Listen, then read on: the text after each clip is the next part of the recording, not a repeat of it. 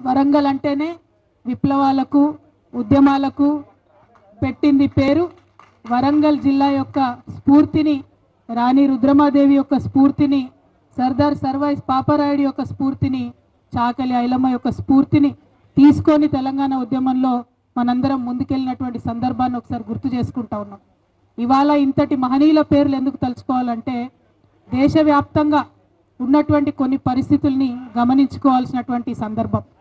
మీ అందరికీ గుర్తుంటుంది, 2006లో తెలంగాణ జాగృతి సంస్థను ఏర్పాటు చేస్తే ఆరంభమైనప్పటి నుండి ఇప్పటి వరకు కూడా అనేక సామాజిక అంశాలను ముందుకు తీసుకురావడం, తెలంగాణ ఉద్యమం ప్రతీక అయినటువంటి బతుకమ్మ పండుగకి ఉమ్మడి ఆంధ్రప్రదేశ్లోనే మరి ఉమ్మడి ఆంధ్రప్రదేశ్ కాంగ్రెస్ ప్రభుత్వంపై ఆనాడు కొట్లాడి ప్రత్యేక స్టేటస్ని ఇవ్వాలి, రాష్ట్ర పండుగ స్థాయిని ఇవ్వాలని కొట్లాడి ఉమ్మడి ఆంధ్రాలోనే సాధించుకున్నటువంటి సంస్థ తెలంగాణ జాగృతి సంస్థ.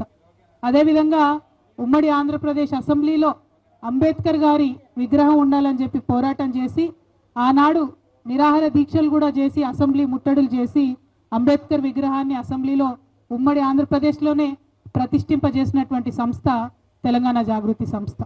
అదేవిధంగా మరి తెలంగాణ రాష్ట్రం ఏర్పడ్డ తర్వాత తెలంగాణ రాష్ట్రంలో అనేక మంది నిరుద్యోగ యువకులు ఉన్నారు. వారిని మంచి బాట పట్టించాలి, వారికి ఉద్యోగ కల్పన చేయాలని చెప్పి 17 ఎంపీ కాన్స్టిట్యున్సీల్లో 17 స్కిల్ డెవలప్మెంట్ సెంటర్లు పెట్టి 20,000 పైచిలకు ఉద్యోగాల కల్పన చేసినటువంటి సంస్థ తెలంగాణ జాగృతి సంస్థ.